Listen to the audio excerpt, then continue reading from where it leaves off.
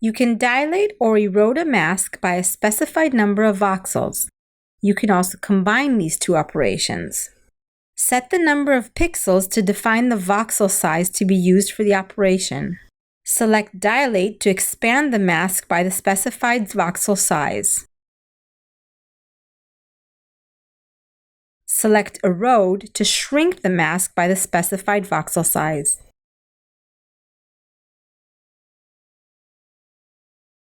Select Open to combine the two operations, first shrinking and then expanding the mask by a specified voxel size.